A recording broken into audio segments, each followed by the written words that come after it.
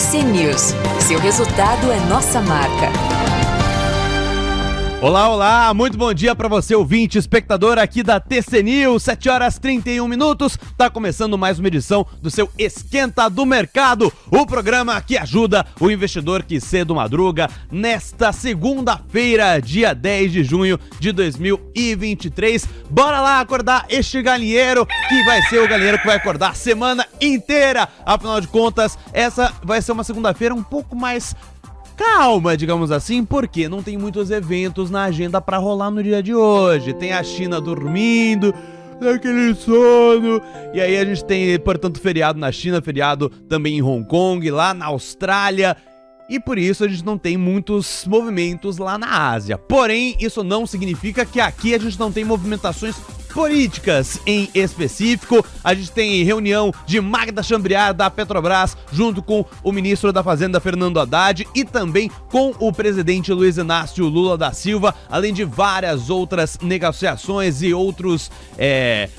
eventos, né, que vão basicamente dar sequência no que rolou na última sexta-feira. Afinal de contas, os mercados deram uma boa estressada depois de falas de Fernando Haddad, ministro da Fazenda, em evento do Santander, que não pegaram nem um pouco bem. A gente vai trazer tudo isso e muito mais daqui a pouco no seu Esquenta do Mercado, e você pode interagir com a gente, mandar a sua mensagem lá no nosso WhatsApp, DDD 11, número 937261318, 11937261318, daqui no canto inferior esquerdo da nossa transmissão, para você anotar o contatinho da TC News e mandar a sua mensagem lá pra gente. Também fica à vontade para mandar a sua mensagem no chat da nossa transmissão aqui no YouTube. Inclusive, já aproveita que você tá mandando a sua mensagem, deixa o seu like aí embaixo para mostrar o seu apoio aqui pro nosso trabalho. Também se inscreva no canal do TC se você não for inscrito ainda, assim você não perde nenhuma das nossas próximas transmissões e nenhum dos outros conteúdos que também o TC publica aqui no canal, que são bastante relevantes para você que quer investir melhor. E é claro, você também fica à vontade para responder a nossa enquete do dia. Afinal de contas, para além da decisão do FONC nesta semana, pois é, tem decisão do Federal Reserve nesta quarta-feira junto com o CPI. Eu diria que é uma super quarta, apesar do Copom só tomar decisão na outra semana. Mas a gente tem a decisão de juros nos Estados Unidos nesta quarta, junto com o dado de inflação ao consumidor por lá. Então, além dessa decisão, qual é o principal evento da semana? Você me diz, é o IPCA aqui no Brasil que sai amanhã? É o CPI nos Estados Unidos na quarta-feira? Ou a atividade na Europa, que teve atualizações políticas também com as eleições do Parlamento Europeu, com o avanço da direita lá no continente, no velho continente? Então, responde aí pra nós na nossa enquete do dia. E enquanto você responde, eu trago pra você quais são os destaques do Esquenta de hoje. Haddad reclama de vazamento de reunião com o Banco Santander e diz que fala foi mal interpretada. Governo aceita negociar meio termo para PIS e COFINS, mas não abre mão de compensar a desoneração, segundo a Folha de São Paulo. Quem é contra o equilíbrio fiscal precisa vir e falar sobre isso, foi o que disse Dário Durigan, número 2 da Fazenda. E após derrota nas eleições do Parlamento Europeu, Emmanuel Macron, o presidente da França, dissolve parlamento e convoca novas eleições no país. Tudo isso e muito mais você acompanha a partir de agora no Esquenta do Mercado. TC News. Seu resultado é nossa marca. 7h34, muito bem, aí pra galera que tá participando com a gente, que tá mandando o seu alô no nosso chat do YouTube. O José Prestes está por aqui, ele que é membro do YouTube do TC. Quem mais? O Ricardo também já tá por aqui. Bom dia a todos, like dado. É isso aí, quanto mais cedo você dá o seu like, melhor fica as suas operações no dia. Ouvi de um passarinho aí, tá? Vamos lá então pro Savan Fará, que também já tá por aqui. O Samir Rosa, a Manu também já está mandando o seu alô. João Alfredo, o Maico Armani, o JB Marfori também participando conosco. O Roberto Berzotti, o JM, o IAI Inteligência Artificial Club. Aí sim, hein? Bora deixar o like aí, time. Muito obrigado pela sua convocação também. O Tony Trader também já tá por aqui. O Daniel Camolese também participando conosco. Todo mundo aqui já participando, o Daniel, inclusive, de Piracicaba, aqui já nativa. Aí, um abraço pra você, pra todo mundo de Piracicaba. Vamos lá, 7 horas e 35 minutos. Tá na hora da gente pagar a agenda do dia também pro Top Gu, aqui da equipe do Põe no Bolso. Grande abraço pra você, Gu. Bora lá então pra agenda do dia de hoje, já está na sua tela. Como eu cheguei a adiantar, a gente tem feriado em 3 lugares diferentes, 3 bolsas diferentes, bastante relevantes. Começa pela China, que está parada por conta de feriado nacional, mesma situação de Hong Kong. E tem outro feriado, não é o mesmo feriado, mas coincidiu as datas, no caso na Austrália. Então nenhuma dessas bolsas negocia hoje, ou negociou hoje, né? Afinal de contas lá já teriam fechado os mercados, só voltam, portanto, amanhã. Fechado? 8 horas da manhã tem o IPCS semanal desta semana, portanto, né? Divulgado pela FGV. Não é um dado que a gente tem colocado muito na agenda, porém, num dia um pouco mais esvaziado como o de hoje, pode ser que faça preço ao longo do pregão. Fechado? Vamos falar então do Boletim Fox, vai sair às 8h25, você já está acostumado, toda segunda-feira é divulgado, a não ser que tenha operação padrão, mas já que ela acabou há algum tempo, voltou a padronizar a divulgação às segundas-feiras. Às 9 horas da manhã tem o Lula realizando uma reunião ministerial com vários ministros e vários integrantes da sua equipe de articulação, incluindo o ministro da Fazenda, Fernando Haddad. Vamos ver se vai sair algo relevante desta reunião que possa mexer aí com os mercados. 10 horas da manhã é a vez de Campos Neto entrar sob os holofotes. Ele vai realizar uma palestra em evento da Constellation e vai ter transmissão ao vivo, inclusive, por isso está aqui na nossa arte da agenda. Qualquer fala do Campos Neto que mexa com os mercados, a gente traz para você assim que ela for dita. Fechado? 11 horas da manhã tem o índice de tendência de emprego do Conference Board, vai ser divulgado lá nos Estados Unidos, referente ao mês de maio. Também vamos ter aí a nossa cobertura especial. No mesmo horário, aí entra o Haddad no radar, nesta reunião com a Magda Chambriard, presidente da Petrobras. Também está previsto que o Lula participe desta reunião, porém não está na agenda oficial do presidente da República, ou pelo menos na agenda oficial da presidência da República. De qualquer forma, a gente vai acompanhar pelo menos o Haddad vai participar dessa reunião com a Magda Chambriard, justamente para alinhar essa nova diretoria da Petrobras, alinhar as últimas coisas antes de efetivamente começar o trabalho. 2 horas da tarde tem o leilão de Treasuries de 3 anos lá nos Estados Unidos. E por fim, às 3 horas da tarde, o Lula volta ao radar. Ele vai se reunir com o Geraldo Alckmin, vice-presidente e ministro do MDIC, enquanto o Mercadante, Aloysio Mercadante, presidente do BNDES, também vai estar neste encontro. Então, vários encontros políticos que serão destaque aqui na nossa agenda. Inclusive, falando em destaques políticos, hoje é o último dia para a apresentação de emendas à medida provisória que limita o uso do crédito do PiscoFins, editada para compensar a prorrogação de desoneração da folha para empresas e prefeituras. Então, hoje é o último dia. Está tendo muita discussão em relação a esta compensação ou essa medida trazida pelo governo. Inclusive foi um dos motivos das nossas manchetes. Eu vou trazer mais detalhes nesse sentido já. Antes disso, eu tenho que pagar como é que foi o fechamento na última sexta-feira aqui na Bolsa Brasileira, e mais uma vez foi um fechamento bastante negativo para os comprados, hein? Queda de 1,73% para o Ibovespa, fechou nos 120.767 pontos.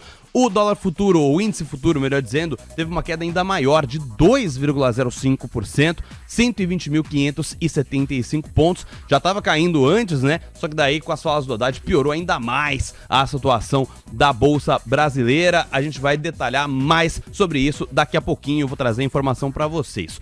O dólar futuro, por sua vez, esse fechou bastante estressado, subiu 1,80%, fechando em R$ 5,365. Pois é, R$ 5,36 de volta já o dólar futuro aqui no Brasil, enquanto a curva de juros, pasmem, estressou até 40 pontos base. Você não ouviu errado. Se você estava debaixo de uma rocha na sexta-feira e não sabia disso, pois é, relaxa, respira. Sim, subiu 40 pontos base, foi o caso do D1F27, inclusive, que teve esse estresse todo. D1F28 subiu 39 pontos base, em média foi um estresse de 35 pontos base em toda a extensão da curva de juros. Realmente foi uma pancada aí nos ativos de de renda variável, né, que a gente tem aqui a negociação, com esses juros entregando tanto, vários contratos, inclusive, voltando a render mais de 12% ao ano. É muita taxa. A gente tem, dentro da composição do Ibovespa, apenas 7 empresas subindo. Maior alta foi de Embraer, que deu um baile, subiu 4,04%, numa queda de quase 2% no Ibov. É bastante relevante uma alta dessa magnitude por parte de Embraer. R$ 38,40. É a Nvidia brasileira? Vamos ver, né? São Martinho também sumiu bastante, como você pode ver aí na sua tela. Teve alta de 2,76%, fechando a máxima intradiária, inclusive, R$ 28,25. A Marfrig subiu 1,09%, R$ 11,12, fechando o pódio dos comprados. E as menções honrosas vão para Raia Drogasil, RADL3, que avançou 0,76%, e Suzano, que teve alta de 0,62%. Só para fechar, porque como são só 7 empresas que subiram, dá pra gente falar mais um pouco, né? JBS, que avançou 0,24%, e VEG subiu 0,11%. De resto, tudo caiu, e olha a magnitude da queda, das maiores quedas aí, dos papéis que mais caíram. 8,5% quase de queda para LWSA. Fechando a mínima intradiária, tá? R$ 4,28 ou 22 centavos. Magalu também fechou na mínima, caiu 7,56%, R$ 11,74. MRV fechou o pódio dos vendidos, caindo 6,02%, R$ 6,87. Cogna também fechou na mínima intradiária, aparece em quarto lugar das maiores quedas, né? 5,26% de recuo, e fechou em R$ 1,80, enquanto o Sabesp fechou aí o top 5, caindo 3,97%, R$ 74,25. Realmente tirem as crianças da sala, porque foi um massacre o que aconteceu na última sexta-feira aqui na Bolsa Brasileira para os comprados, em especial nesses papéis, principalmente os papéis mais dependentes aí da curva de juros mais baixos, com esse estresse de até 40 pontos base na curva.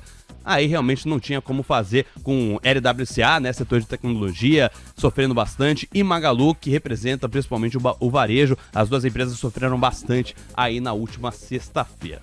7h42. Um abraço aí pro Antônio Augusto, que já tá por aqui, mandando bom dia, Diego, Léo e toda a equipe, excelentes negócios a todos. Pra você também, viu, Antônio? Falando like dado pra você também, um grande abraço. O JB Marfoy tá por aqui, o Tomás Dória também participando, o Kleber também membro aqui do YouTube do TC, todo mundo mandando o seu alô e participando da nossa transmissão aqui conosco, fazendo a programação conosco, tá? Outros complementos da agenda que vale a gente pontuar, tá? A gente, além dessa reunião, dessas duas reuniões que estão aí no nosso radar em relação ao Lula, né? Essa reunião ministerial às 9 horas da manhã e depois a reunião com o Mercadante e com o Alckmin à tarde, tem também às 9h30 o Lula vai receber reitores de universidades e institutos federais, não deve fazer muito preço não. O ministro da Fazenda, por sua vez, vai receber o Silvio Almeida, ministro dos Direitos Humanos e da Cidadania, às 4 horas da tarde. Também não tende a fazer muito preço em relação a isso. O que pode fazer preço, por exemplo, é o grupo de trabalho de regulamentação da reforma tributária, que vai analisar o PLP 68 de 24, que é sobre o IBS e o CBS, justamente para discutir os regimes diferenciados, reduções de alíquotas e também créditos presumidos. Então, mais uma conversa aí por parte desse grupo de trabalho da regulamentação da reforma tributária, uma das principais pautas aí do governo federal. O presidente do Banco Central, Roberto Campos Neto, né, ele vai ter esta palestra às 10 horas da manhã com transmissão ao vivo, mas ele também vai ter outra transmissão ao vivo, porque às 7h15 da noite ele vai receber uma sessão solene, melhor dizendo, o colar de honra ao mérito legislativo do estado de São Paulo. Não estava na agenda porque, como é uma sessão solene, né, uma cerimônia, pode ser que ele não fale nada de política monetária, mas tá aí a informação pra você, fechado? E hoje, pra você que é acionista de Eletrobras, já deve estar inclusive no seu radar, mas só pra reforçar a informação, hoje funcionários da Eletrobras fazem greve por tempo indeterminado contra um acordo coletivo de trabalho que prevê redução de salário na empresa. Então a gente tem essas informações aí também de complementos da agenda. Vamos falar então do noticiário, né? Afinal de contas, na última sexta-feira, as falas do Haddad deram o que falar. O que aconteceu, tá? Ele estava numa reunião aí fechada com o Banco Santander, né, neste evento de Santander, e ele reforçou as preocupações do mercado com o aumento nos gastos da Previdência e assistência social. Ele disse que a Fazenda e o Planejamento tinham estudos para conter as despesas obrigatórias, mas ele admitiu que o Lula pode achar diferente, abrindo aspas para o ministro da Fazenda. O Haddad, ele disse que vai discutir o tema, inclusive, com o presidente nas próximas semanas, antes, inclusive, do envio do orçamento de 2025, antecipando que se o crescimento desses gastos obrigatórios, como saúde e educação, não sofrerem uma trava, vai haver a necessidade de cortes sim. E aí ele disse, né, abre aspas, daí vai ser preciso cortar 30 ou 40 bilhões do PAC, que é bastante relevante aí para a pauta do governo. E se isso não acontecer, ele respondeu que, né, respondeu rindo, que ele pediria para sair. Aí o mercado olhou para isso e falou, não gostei dessa fala. Ele falou rindo, né, naquela intenção de dar uma amenizada, né, fazer uma piadinha, mas o mercado não interpretou exatamente como uma piadinha. Era para ser uma piada. E o Thomas Trauman, no X, o antigo Twitter, chegou a afirmar que era para ser uma piadinha, mas a brincadeira foi interpretada como uma confissão de que o Lula e não o Haddad é quem controla a agenda econômica. E aí teve uma reação do próprio Haddad, basicamente reclamando que houve vazamento dessa informação e de que a fala dele foi mal interpretada. Ele reclamou dessa quebra de protocolo nessa reunião privada com executivos do banco e gestores de investimento, afirmando que as declarações sobre a chance de contingenciamento orçamentário foram mal interpretadas e replicadas de forma irresponsável. Ao ser questionado sobre o assunto por um dos executivos presentes da reunião, apenas reforçando a informação que eu trouxe agora há pouco, ele respondeu que haveria a possibilidade de contingenciamento pela própria dinâmica do arcabouço fiscal. Então, ele perguntou, né, sobre a interpretação que circulou no mercado de que o ministro teria indicado na conversa um abandono do arcabouço fiscal. O Haddad disse que isso é uma irresponsabilidade, argumentando que a versão vazada foi o oposto do que ele afirmou no encontro. Então, assim, a grande questão é o que o Haddad vai falar a partir de agora, né? Se ele vai vir a público para se retratar, vai falar alguma coisa diferente, né? Vai tentar trazer outros argumentos para tentar dar uma abafada nesse ruído que rolou na sexta-feira. Ele, né, a princípio pode marcar, né, uma reunião privada com um setor do mercado financeiro para tentar alinhar algumas coisas do que ele falou.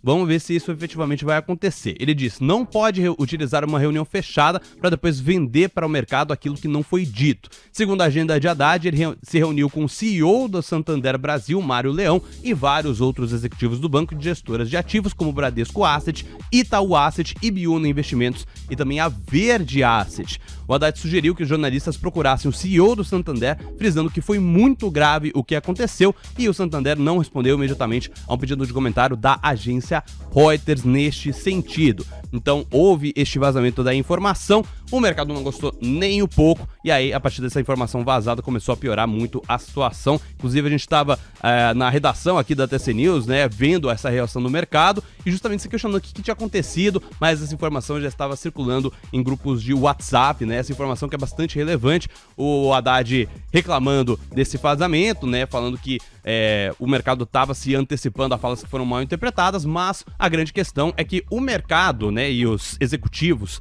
do mercado sempre vão tentar antecipar cenários a partir das informações que eles têm. Então, quando vem uma informação dessa, uma bomba dessa, de que teriam que ter os cortes e se não tivesse ele pediria para sair, aí o mercado interpreta isso com muita incerteza e a incerteza leva à venda, né? Geralmente é isso que acontece porque o mercado ele vai se antecipar aos cenários. Se ele não tem certeza do que vai acontecer, não tem segurança sobre o que vai acontecer, aí ele prefere sair e ficar aguardando para ver quais são os próximos passos para daí tomar uma decisão mais assertiva. Fechado? Muito bem, tem essa informação. E aí tem também a questão do PIS/COFINS, que é outro problema, né? Outro pepino que o governo tem que resolver. Afinal de contas, teve essa divulgação dessa compensação, dessa medida provisória para tentar compensar a renúncia fiscal que é causada justamente pela prorrogação da desoneração da folha de pagamentos de empresas e também dos municípios, como a gente chegou a trazer mais cedo. Porém, o mercado não interpretou isso exatamente da melhor forma possível, inclusive alguns setores em específico, em especial o agro, não gostou nem um pouco, né? Essa questão do crédito do PIS e COFINS é muito usado para abater algumas outras despesas, né, por parte das empresas e basicamente só cortar isso vai prejudicar alguns setores em especial da economia. A equipe econômica chegou a considerar aumentar a CSLL,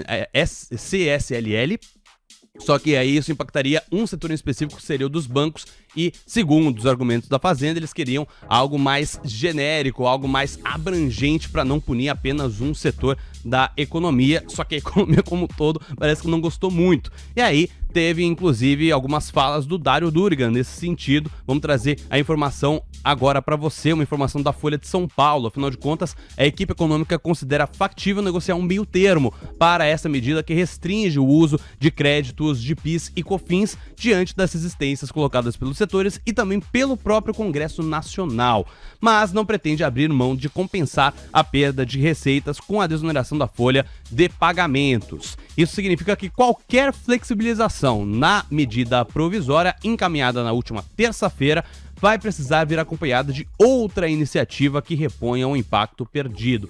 Não tem uma definição sobre quais seriam as alternativas possíveis, porém o time do ministro da Fazenda, Fernando Haddad, já abriu diálogo com lideranças setoriais e também do Congresso Nacional e deve intensificar as conversas nessas próximas semanas. A avaliação do governo é que a decisão do Supremo Tribunal Federal, que dá um respaldo, né, ao governo do Lula, para suspender a eficácia dos benefícios de desoneração caso não haja uma compensação. Em 17 de maio, o ministro do STF, Cristiano Zanin, deu 60 dias para o governo e o Congresso chegarem a um consenso sobre qual seria a medida de compensação para ser adotada, justamente para repor esta perda de receitas. Relembrando, isso foi calculado em 26,3 bilhões de reais. E essa medida do governo para basicamente mudar a regra, né, dos créditos de PIS e COFINS, geraria uma receita de 29 bilhões. Então, até sobraria uma grana se você considerar essa perda arrecadatória de 26 bilhões dessa desoneração da folha de pagamentos. Depois desse prazo, sem uma solução, a desoneração vai perder a eficácia, ou seja, volta a ser onerada aí esses setores da economia e também os municípios. Essa liminar foi referendada pelos demais ministros da Corte na última quinta-feira, ou última quarta-feira, melhor dizendo, dia 5 de junho. Os técnicos do governo afirmam que não é trivial arranjar um valor dessa magnitude ainda em 2024, como prevê a Lei de Responsabilidade Fiscal, e por isso adotaram a saída dos créditos de PIS e COFINS, que não precisa respeitar nenhum prazo legal e pode entrar em vigor imediatamente. E aí o governo também foi respondendo, né, aos setores, falando que tinham outras possibilidades de garantir esta receita, mas falando que essas outras medidas gerariam muito pouca receita, não gerariam um valor suficiente para cobrir esse rombo de 26,3 bilhões. E aí, em meio às reações duras contra a medida provisória que limita o uso dos créditos de PIS e COFINS, o secretário executivo do Ministério da Fazenda, o Dário Durigan, que é basicamente o número 2 da Fazenda, logo atrás do ministro da Fazenda, Fernando Haddad, disse nesse sábado que as mudanças são importantes para a manutenção da robustez e rigidez das contas públicas e disse que a equipe econômica do governo está, sim, aberta a dialogar com o setor produtivo e os parlamentares. Abre aspas para o Durigan. Essa medida provisória não está sendo editada de maneira isolada no tempo. A gente tem um projeto no Ministério da Fazenda e temos defendido esse projeto desde o início do governo. É preciso encontrar um equilíbrio fiscal para que tenhamos credibilidade no país e a gente possa lançar as novas bases do desenvolvimento, fecha aspas, para Dário Durigan.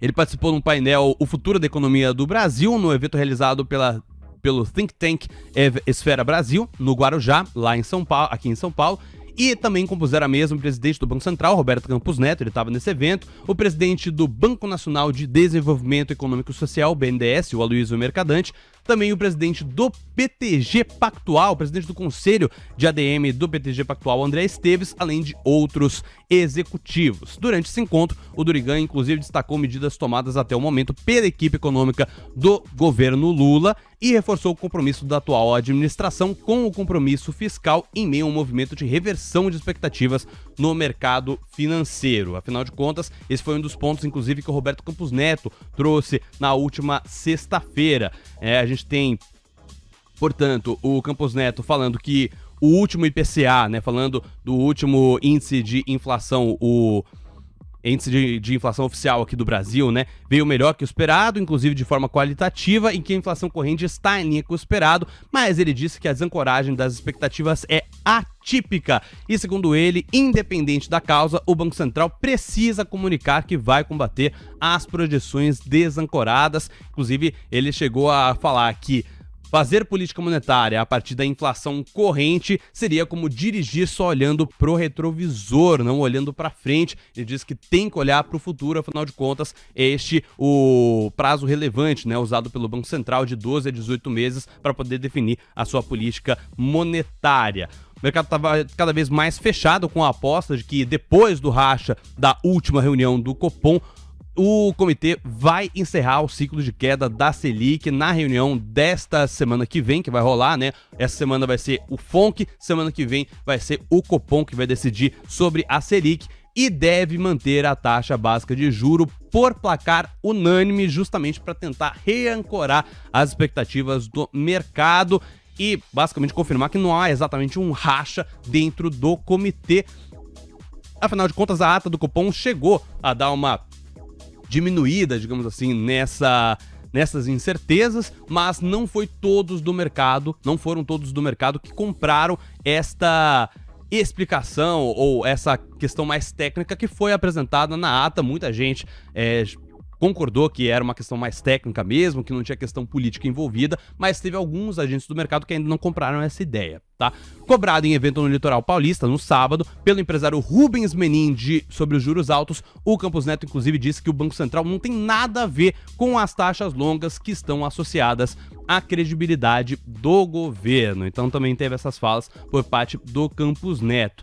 Sobre a desoneração, voltando um passo atrás, só para trazer algumas outras informações, falas e comentários por parte do ministro da Fazenda, Fernando Haddad, diz que essa resistência à MP dos créditos do PIS/COFINS é fruto do calor do momento, nas palavras do ministro, e vai se dissipar com a compreensão. Ele garantiu que a indústria não vai ser afetada e que houve muito mal entendido sobre o impacto da medida. O Haddad, inclusive, afirmou que o gasto tributário com o uso da ferramenta de créditos do PIS/COFINS disparou quase 300% nos últimos 3 anos e que o governo federal precisa corrigir neste momento o que considera uma distorção tributária. A gente tem atualizações também em relação ao Senado Federal, ele que está sendo pressionado pela bancada do agro a devolver a MP. O Pacheco se reúne hoje com consultores da casa para discutir sobre isso. E o Estadão trouxe a informação de que distribuidoras e representantes de postos comentaram que, como reflexo dessa medida provisória, o preço dos combustíveis pode aumentar a partir de amanhã, terça-feira, em até 11 centavos, a depender do repasse ao consumidor. Muito bem, 7 horas e 58 minutos, só pra gente encerrar aí o noticiário, a gente já vai pro Manhã TC News. Afinal de contas, vale a gente passar pela questão política lá na União Europeia. Após derrota nas eleições do Parlamento Europeu, o partido do presidente da França, Emmanuel Macron, perdeu bastante espaço nestas eleições. O Macron resolveu dissolver o parlamento e convocou novas eleições na França. O presidente francês fez o anúncio depois da derrota do seu partido nas eleições para o partido de Marine Le Pen, que é a política populista de extrema-direita lá na França, e além de Macron, também os social-democratas do chanceler alemão Olaf Scholz ficaram em terceiro lugar, atrás do partido de extrema-direita também. Então, mais uma movimentação desses grupos mais radicais de direita lá na Europa, ganhando espaço no Parlamento Europeu, está gerando essas movimentações por lá no velho continente. TC News. Seu resultado é nossa marca.